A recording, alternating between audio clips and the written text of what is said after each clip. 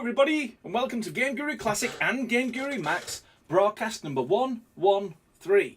Before I say anything else, quick sound test to make sure everyone can hear me loud and clear. Now, this sound test is a bit of a thing. I think we've been doing it for over 100 broadcasts, and I'm thinking of dropping it. I think we've been pretty successful in making sure that the sound comes through. I also do a little private sound monitoring check.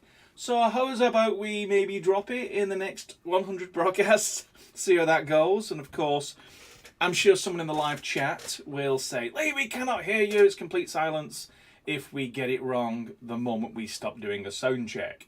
So I'm just checking the live chat on a screen you cannot see, but I can.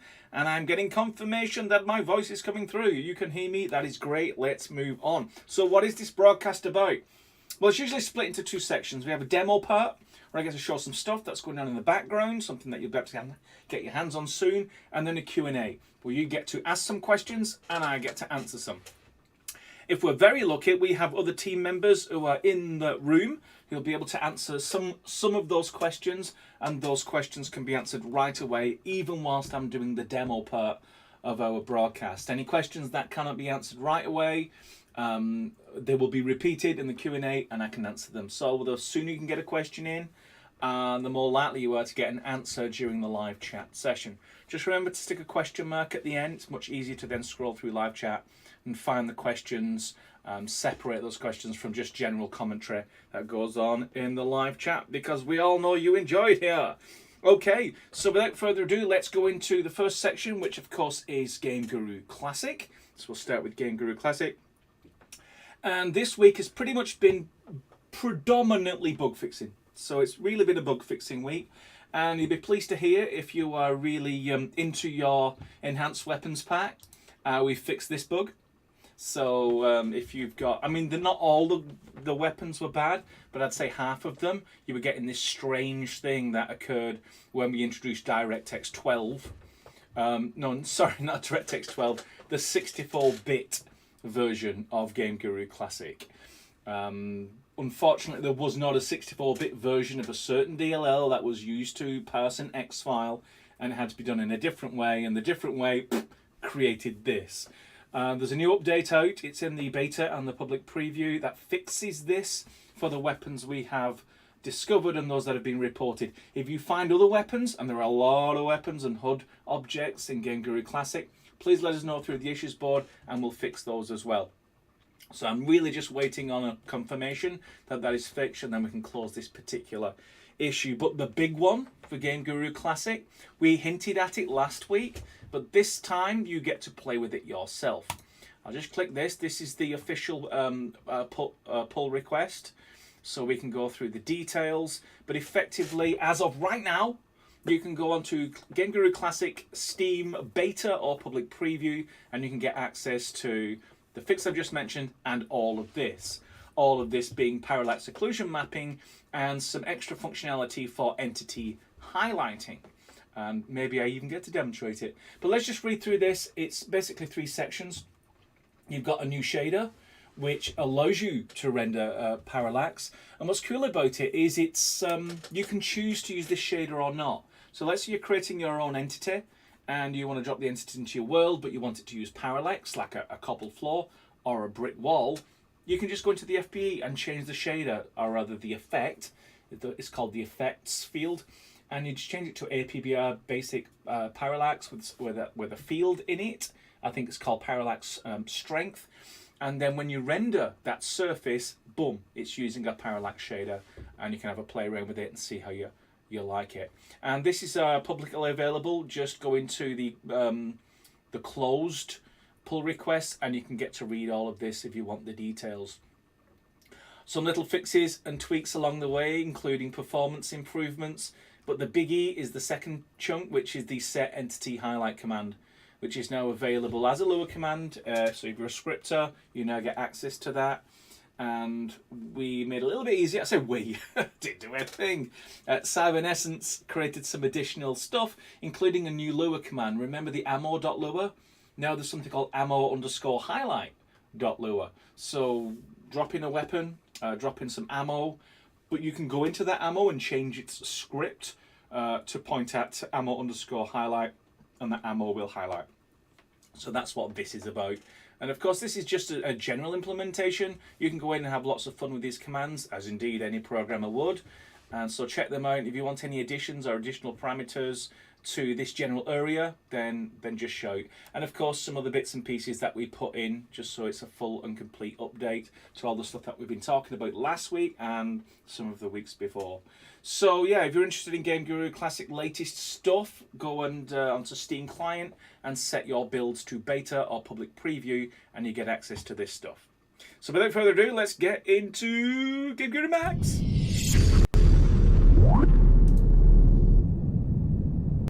Okay, so what we got in GameGuru Max land? Well, bug fixes, mainly bug fixes. There's some stuff still going on in the background I can't quite show you yet, but the thing I can show you is this. What is this, I hear you scream? Well, this is every single object that uses hull decomposition. What's hull decomposition? It's a rather clever way of calculating the least number of polygons to create a physics shape around one of your visible objects in such a way, because it's a decomposition, you can actually do insides of things like insides of buildings and containers, as opposed to a convex hull, which is, think of it like a shrink net, like a blob around the overall object. If it was a convex hull, you won't be able to go through a door and inside a building. A hull decomposition, it subdivides all of the big chunks of surface into smaller pieces and then glues them back together, so you can run through open doors, etc. And there were quite a lot of stuff to test. It's just a few bug fixes, but yeah, in addition to the bug fix itself, which was a pig, by the way, all the many variations of model imports that could come in, and rotations within the structure and rotations on the surface. The model importer can apply rotations and offsets as well. Yeah, it was a bit of an ordeal. And then we had to update 227 .bullet files because the collision data is slightly different. So I just want to give you basically an overview of, if you see any of these objects and you're using them in your level, in your game project, it's highly likely that you have a .bullet file that's responsible for this on your computer, but that may not be the latest version. The way you get the latest version, just go into Steam Client, go to Verify Files. Just go up a little bit, you can scroll a bit faster then. Verify Files, and it will replace all the .bullet files with the latest ones. And that is actually right now available in the EXP build. So again, go into GameGuru Max, then the Steam Clients, it's the beta subtab. So you click that, and then you'll see experimental. You just select that, update it. If you can't see it, there's a special code. Just ask on the socials for that code. It's not secret. It's just it's a code that you've got to enter to get the experimental build, and then you'll be able to see it. Click it, it updates to that, and then you get access to this repair. The bugs aren't finished yet. There's some more bug fixes to come, and I will put them out in other forms of news when I have enough to sort of impress. This was the biggie. This was the one that was sitting in my inbox, one of the oldest bugs in the inbox, and it wasn't a 5-minute fix. It was a gruel. It was multiple hours over the course of several days to fix. Alas, I could have skipped that and then fixed another 10 bugs, but it was so important to get this right.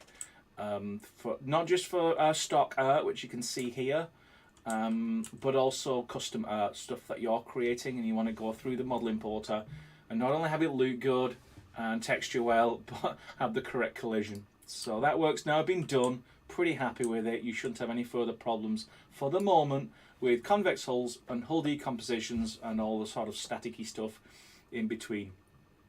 So let's move on to the live chat, see if they've got any worthy questions for old Lee, and then we'll see how much time we've got to answer them, I suppose.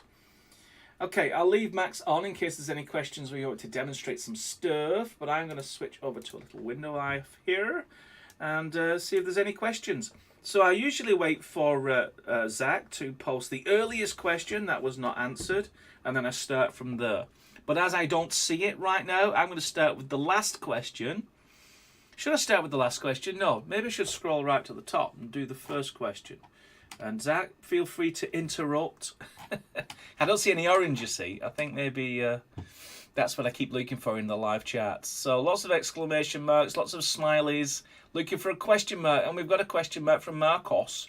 Now, question, no more weekly updates, 4 question marks. No weekly updates, no bi-weekly updates. The updates will now come in the order in which it makes the most sense. For example, I've just done this massive bug fix to the whole physics system. That's going out as an EXP on the XP build. After a couple of days, if it looks pretty solid, we make it public, and I make a little announcement so everyone knows what's going on. So it's a better way. We're not having to stop what we're doing and then prepare this big build for this particular day. The updates will come out as we have enough of them and the stability, and you can get the early access. If you've got the EXP build, you can check them out earlier or as soon as they're out there. But you can just wait a bit longer, and then you'll get a proper official public build, and we'll keep surprising you as to when we're doing those updates. So it's not like we're not doing updates, it's just it's not predictable anymore. We're going to do them based on what we've fixed and when we're ready to put them out into the world during early access. Okay, looking for a question mark. We got speech marks and exclamation marks so far. Keep going down, Lee. Let's try and find a question mark. We found one. This is from, I don't know how to pronounce that. Joaho? Some people keep asking when VR, but the question everyone has is who VR? Locking apart, GameGuru Max is evolving really nicely. Yeah, VR is on its way. I don't want to do VR until I've done DX12 performance. That's important. We want DX12, because that's what Wicked Engine's latest version uses, and we want performance. So when you do render with DX12, it renders nice and fast. Why do you want fast? Because when you're rendering VR, you've got to render everything twice. So you need super high performance to have a decent frame rate when you're rendering inside virtual reality. And that's why we're doing it in this particular order. But a lot of the work's been done. OpenXR is just sitting there waiting to be switched on. The only thing that isn't really there, and something I'm going to add, is the front end stuff. What happens with the controllers, how do you see and reload the weapons, all of that kind of interactivity. That's the stuff that's missing. But the back end tech is pretty much all there and running on a DirectX 12. Okay, looking for another question. I'm going to scroll down to, this is from Megal16. Question, can purchases assets be organized by seller and category as was done in GG Classic or Gigi Classic? It would be very helpful instead of browsing through hundreds of random assets in the purchased folder. Yeah, we recently added, I assume we are talking about GameGuru Max here, given we're comparing against Classic. That yes, we recently added a purchased folder. When you click it, you see everything, but you also see the artist folders down the left that you can click. Now it's just been added, so absolutely there's probably things that you want, but make that in the form of a feature request and post it to our issues board with as much detail, perhaps even a few sketches, of what it is you want to see when you click that purchased button. It certainly is divided by artist category, throwing back to the old way of organizing. Remember Aminet? Anyone old enough to remember Aminet? Well, divided up by contributors. That's how it's currently being sorted. But if you want another way, or you want to mix the the filter for purchased only and then a search term, so you can search within only the purchased stuff, then post that as well in the issues, and maybe wrangle some support from other community members. The more people saying yes, we want that, then the higher it goes up in the priority charts. Okay, next question. It's is it right underneath? No. Just some advice, thank you very much. Yes, please answer the questions. If you know the answer quicker than I can utter it, that'd be great. Here's a question from Lucas, and it is, question, GG Max. Can we teleport to from other levels? By the way, can we set several different start end positions in a level? Yes, we have expanded the how you win, when you win, how you win, and also what happens when you win. And one of the actions of that win is you can pick a level to jump to. So when you win the level, boom. You also have regular win zones. So you walk into a particular zone, that might be through a doorway, and that will take you to a specific level. So you could have 3 gateways, left, medium, and right. Each has a zone, and each zone points to a different level, so it transports you to another level. And when you get there, it appears in the new level wherever the start marker is. Now, what I don't think we have, but the question alludes to it, is can we start in different places in that new level? Can left gate transport you to the left side of the new level map, and the right gate transports you to the right side of the new level map? I don't think we have that. If you're a superscripter, you could probably do it, but I know what you mean. You want a non-scripting, non-arty way, very easy to use, to say, here are my 8 start markers within the level, and I'm going to give them names, and when I jump from my old level to this one, I get to specify which start marker I appear at. So yeah, sounds like a feature request, doesn't it? So maybe pop that into the issues board as well. Just seen the first bit of Orange, but I'm only a few sentences away, so I'm just going to carry on in sequential order. Here's a question from Duke229. Which version of GameGuru, Classic or Max, will get multiplayer with custom assets first? Definitely Classic. Definitely Classic. In fact, multiplayer is not even part of the version 1 deliverable for GameGuru Max. We want to get single player absolutely perfect first. But yeah, there's definitely a couple of items on a couple of lists which says, look, let's get multiplayer a bit further along with GameGuru Classic. It's slightly broken if you're using custom media. It's perfectly fine with stock. But yeah, you want your own levels, you want your own graphics, and you want your own multiplayer games. And we've got a few other ideas as well. I may have mentioned it in previous broadcasts, so you could probably piece some clues together. But yeah, it's definitely going to be Classic well earlier than when we start looking at it for Max. But all knowledge is power, so anything that we learn from doing on the Classic side will definitely transport and make the job a lot easier when we go and look at Max. Okay, another question. This is from Tatman. Will we get more options for making water areas for creating better looking ponds and streams for mountain areas? The puddles don't cut it. Right, yeah, the puddles you're referring to are just the objects, which are little flat. You know, they're great for flat floors, but that's all they really are. They're just a decal that reflect and look like a puddle. Whereas you want to sort of curve out a little bit of a hollow in the floor and then fill it with water. In my mind, those are what's called water volumes. At the moment, we have a water table, so you can kind of create the effect, but you're limited to just a single water table that intersects the terrain. What you're fishing for is water volumes, and I do think that's already on the issues board. That's already a feature request, including, if I recall, the idea that you can rotate the water volume. You know, think of it as a 3D rectangle, and if you want a stream that goes downhill, well, you'd angle that box, wouldn't you, and then sink it into the terrain so it looks like the stream's going down. And then, of course, if it's a big stream or a big wide river, etc., you still want to be able to jump in it and have all the underwater antics that you currently have with the water table. But there's other things that we're doing now of a higher priority, but I do think it's on the issues board. But there is a search feature on our issues board, so have a bit of search, see if you can find it. If you can't, post it as a feature, because it's definitely something that's been requested a lot, and I dare say it will happen before too long. Okay, question. Who's got the question? Yeah, we're back at Zach. Thank you, Zach. So Zach's now posting in orange. Questions above from and now we carry on down the line. This is from Fearless We. If you had to rate how far along RPG logic is for Max, out of 100% being ready to ship, were you rated at? How much further out do you estimate it might be? Yeah, I'd say we're about 10%, 8 to 10%. We'd certainly have RPG logic now coming in thick and fast.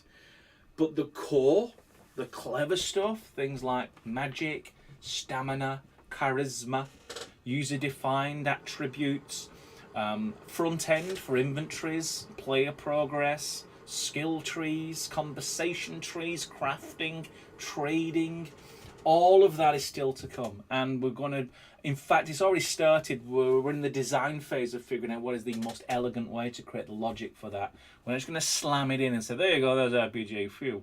We want to make sure that it's so customizable that once we've finished our bit, the community just runs with it and create all manner of things far beyond the imaginings of what we create in terms of the templates that we provide just to show you how to get started. So there's quite a bit of design work that's currently in progress doing that. And also we're just about to gear up on the second generation of the screen editor. At the moment, Screen Editor can just move existing stuff. The new Screen Editor, the version 2 of it, would let you create stuff for the Screen Editor. And the Screen Editor is what you're going to use to create your inventory screens, your crafting screens, your shops, your chest. When you open a chest and you look inside, the screen pops up and you want to be able to see items, you know, to move things around, whatever it happens to be. RPG ain't just set in medieval. RPG is role-playing game. Anything where the player is taking days and weeks and months to play one single game. So yeah, I'd say about 10%. Hopefully that answers the question, gives you a little bit of background as to what I mean by 10% as compared to 100%. Okay, this is a question from Extreme Strategy. When can we get more weapons, and also when will we get moving vehicles such as tanks, planes, cars and helicopters? I don't think you'll get any sort of sophisticated vehicles before V1.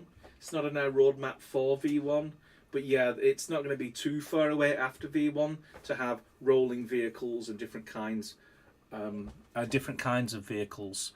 But in terms of the more weapons, we'll add enough that we can demonstrate all the functionalities that we're going to need for shooter, RPG, and puzzle. So we're going to certainly provide additional weapons to demonstrate those.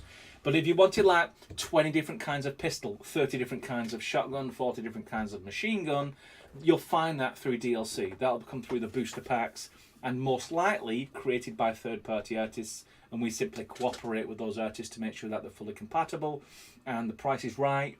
If you went onto a number of asset stores and looked for a weapon, it's unanimated, unrigged, static, and $60 for a weapon that doesn't even work. Whereas we want to give you a DLC for 24 quid or $30 that actually has a number of working and ready to work out the box weapons. So that's the way we approach it. But it does take time. Creating art takes a lot of time, especially good art. Checking the clock. We're now at 23 minutes in. I must be on double speed talk because we still have lots of time for more questions. So let's carry on. My live chat is scrolling now. That question I just answered is nearly at the top. So maybe I need to blast through some more answers quicker. This is another one from Marcos. How do I send my game demo to you? Lee at thegamecreators.com. Zip it up and use that email address. Happy to see creations as they unfold. Maybe gives us some ideas on how we can improve the before, version 1 version whilst we're still in early access. Another question from Dark Pickles 666. Will you be implementing the ability to add videos to our main menu backgrounds rather than just images? Yes. Yeah, it's not in version 1 of the Screen Editor because you can only move things around, and we never added a video in the background. But one of the gadgets for the new Screen Editor is you can drag in a button that'll make a noise. You'll drag in a backdrop that can animate. Not sure it's going to be an MP3, but then I'm an old fogey. MP3 was really expensive to do back in the day, but now it is, lots of video editing stuff out there. They all spit out MP4. Maybe there's a game engine trick where we can take MP4 and render it very efficiently and performant in the background and have all your gadgets in the foreground. And it's pretty cool, especially if the MP4's, already compressed and it's on a loop, on a seamless loop. All that's possible these days as well. So yeah, that's going to be part of, perhaps not even Screen Editor version 2, probably on the list for things that we do once the version 2 is able to do RPG and all the other kind of ingrained screens you want, both 2D and VR. And then there'll be this subsequent list of extras. So I think the video backdrop will probably be part of that list rather than a core feature. Okay, here's another question. This is from ADHD. What is RPG Logic going to do? Well, play enough RPG games. There's a lot of common tropes on what you would expect. I've already mentioned it so far in the broadcast. Those sorts of things. We're not going to the nth degree. We're not going to recreate every RPG game ever made, but there's a lot of RPG genre out there that massively overlap. I'm going to make sure that we hit those common denominators so you have at least something to work with for the RPG idea, game idea that you have. Here's a question. No question mark, but I assume it's a question. Yeah, I found the question mark. It was in the middle of the sentence. Nightfall X asks, would there be a jump scare, then turn into an enemy-like behaviour? And I know about triggers.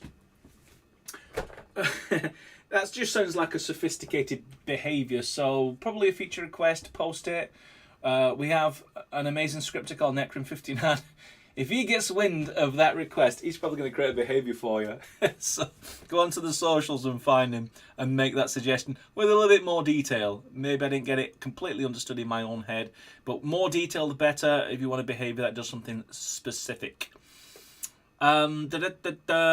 Christy asks, any news on VR? See 10 minutes ago. I think I talked a little bit about VR. I think enough until we actually got something to show. This is a question from Synchro62. Will it be possible when you save a standalone to VR to run on a vanilla screen if it does not detect a headset? Yes, absolutely. If you've spit out a game, a standalone, and you've crafted it for VR, there's always a non-VR fallback. In fact, we're starting with the non-VR everything and then pulling it into VR as much as possible. So you can activate a VR mode and you're in VR.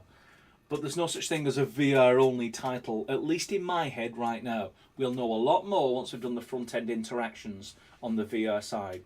There might be things that can only be done in VR, and that raises the question then, if it can only be done in VR, what the smeg is going to look like on a monitor with a keyboard and a mouse, and should we even allow that? I kind of want to create it so anything that, if you don't have a headset, but someone spit out a game and you want to play it, you can play it. I mean, why shouldn't you be able to play it? So yeah, I'm hoping that it sort of works both ways. If you can make a game, you can play it in VR and non-VR. But VR-specific stuff, it probably comes later. I think not everyone will want VR-only stuff. I think they want to be able to create for as many players to enjoy as possible. Okay, looking for a question. Oh, this is from Monkey Frog Studios. Welcome, Monkey Frog. Currently, when you purchase from the TGC store via Max, okay, a purchase folder is created and the contents installed there. Sure is. So you can easily access only the purchase folder via the object library. Well, that's a statement, but it's a correct one. Oh, sorry, yeah. Monkey Frog is actually answering the question from before, talking about the purchased folder. So thank you very much for that. I thought it was a question, sorry. Looking for another question mark. Here's from 3Com. Any chance to support animated GIF files in menu stuff? Yeah, I suppose. In my mind, GIF is such an old format. It even reminds me of CompuServe if anyone goes back that far. But yeah, GIF is still a pretty popular format, super useful. Plenty of GIF stuff out there. Free, royalty-free GIF stuff on many websites. We currently do not support GIF, and I think it would be a great thing to support through certainly the screen editor. Remember before I talked about a full screen MP4 in the background might not be performant? A GIF probably would be performant. It's designed to be performant. So maybe that is the alternative, an MP4 to GIF converter, and then you have the GIF in your game binary rather than a massive MP4 file. But I digress.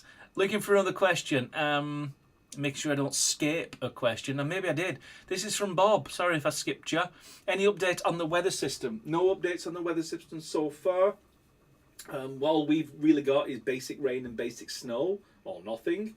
And that's all we have today. There is, because I came across it, it's pretty cool, on the asset store, on the game creator store, Jason's store, is Thunder and Lightning, which is some nice graphics and a script, and it's and some sounds as well. So you drop those things in, and then you get some proper nice thunder and lightning going on in your levels. Not endorsed by TGC. We don't profit from it. We don't sell it. Anything like that. It's a separate store. Go check it out if you want to. I don't want to get burned for suggesting there's Thunder and Lightning in GameGuru Max. It was written entirely by somebody else, and go check that out if you want to. I think it's called Thunder and Lightning on the. Yeah, you can check that out on the Game Creator store. That isn't our store. Okay, looking for a question. Wow, this is from Loretta. What is the best way to delete project folders? If it was me and I was doing it, I literally just go into the projects bank and delete the folder whilst Max is not running. And then I rerun Max and the projects has disappeared. That's how I do it. In fact, I'm a bit paranoid. I never really delete anything. When I'm about to want to delete something, I just move it. I move it into an archive folder, just in case I accidentally delete something I didn't want to delete. And a week later, I realise I've just deleted it. I have an archive for all that. And then I back up the archive to a NAS drive. So I have two versions of that file. But right now it's manual. It's Windows Explorer. But I think I know where the question's leading to. Can we have a nice front-end UI within Macs to organize project folders instead of having everything in the root and there forever? Yes, I think that makes sense. It wasn't super high priority when we first did the project management system, but I think now we're getting into, like, there's a lot of stuff going on, a lot of different things happening. You might want to start having more organization of your projects. So if you've got any specific ideas how you might see that, how it works, how it would work, how it looks inside Macs, again, feature request in the issues board to join all the other feature requests on the issues board. And I mentioned this before and I'll mention it again. Our priority is still on bug fixes rather than going to those enhancement requests. Once we're down to like 50 bugs total on the issues board, then we'll start picking through the feature requests, finding ones everyone shows a common interest in, and then we'll prioritize those. Looking at the clock, we're now at 31 in, so I think we started right on the hour, so that's 31 minutes of broadcast. I try and avoid to get to the 45-minute mark. It just feels a little bit too long for a video on YouTube. So I'm going to find two questions from someone who hasn't asked a question before, and those are the last two questions of the day. And the lucky question goes to or from David, which is, what about the behavior where an object being destroyed drops something to go into your inventory? Yeah, that would be a pretty common trope for the RPG mechanics. If you watched, I think it was last week's broadcast, there was already something that lets you do that. So you'll have an object that's initially hidden, but linked to a character. And when you kill the character drops that object. The object basically is moved to where the character's dead body is and then made visible, and then you can interact with it, pick it up, collect it, whatever you need to do. The latter part of your question, there isn't any inventory right now. Or you can really just pick things up to consume, like a health or an ammo or a weapon or something like that. But yeah, when we do the RPG and the screen editor version 2, inventory is pretty much the first thing we're going to be showcasing. So keep an eye out for that. It'll be pretty exciting when you can collect lots of objects and play the game for hours and hours instead of just blasting through one level at a time until you run out of whatever it is that your game uses as the longevity curve. And the final question, right underneath, in fact, from D. Amon. Is it possible to hide terrain for levels in space or where we want to see the bottom of the skybox and don't need any form of terrain?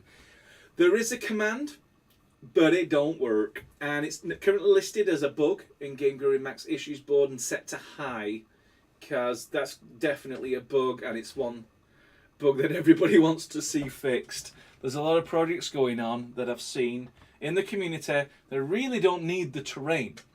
You know, you can create like a flat, you can do an empty scene, which is basically just a big flat rectangle on the floor, like a grid. But sometimes you don't even want that. That's, you know, believe it or not, that's terrain. That's using the terrain system. Terrain in that way is effectively a massive textured quad. So yeah, the hide terrain, and there's also the show terrain lure command. That currently exists, but there's a bug in it because it don't work. It's not connected up. And eventually that will be a behavior. So hide and show terrain will be a behavior that you can trigger in a number of ways. When you walk through a door, when you enter a zone, you flick a switch, whatever it is your logic requires in your game to make sure that you have the terrain rendered when you want it, and you don't have to have the terrain when you don't want it. So it's currently a bug. It's not a feature request. I absolutely agree. That's something you're going to need now, not in 3, 4, 5 months' time. Okay. Great set of questions. Thank you, everybody. I know there's more questions, and I would like to stay here. And there are a subset of users out there who would have me talk and answer for the next 2 hours. But that really ain't the format of the current set of broadcasts. But I'm always listening, and maybe if there is wiggle room, i.e. 80% of y'all want 2 hours of broadcast, then that message is going to come through, and I don't mind talking for hours. It's just, does anyone want to sit through 2 hours of a YouTube video? That's really the question. Okay, change of plans. Next week I am away on business, out of the house, out of the office. And so I literally will not be here to be live. However, I am going to do a pre-recording, and I'm going to schedule and set it up for exactly 7 p.m. BST. So you can still tune in at the same time next week, and you'll get to see some lovely pre-recorded goodness. I'll probably record it Tuesday, so it'll be relatively recent and up-to-date news. Pretty much what I'm demonstrating here was products mostly of yesterday's work, so it'll be much the same. It's just there won't be a Q&A. Maybe there will be a Q&A. Maybe someone sets up an impromptu Discord Q&A and another team member can show up. But yeah, I will not be gracing your lovely presence live next Wednesday. But the Wednesday after, business as usual, I will be there live Wednesday, 7 p.m. BST. Keep using the word BST. Not sure when summer ends. The sun's getting rather low in the sky now, so please do correct me if I move silently into GMT and I keep saying BST. So I'm looking to the community to correct me on that one. So I hope you enjoyed this broadcast. I certainly did, and I'll speak to you all in pre-record next week and live 2 weeks from now. So until then, thank you for your kind attention and goodbye.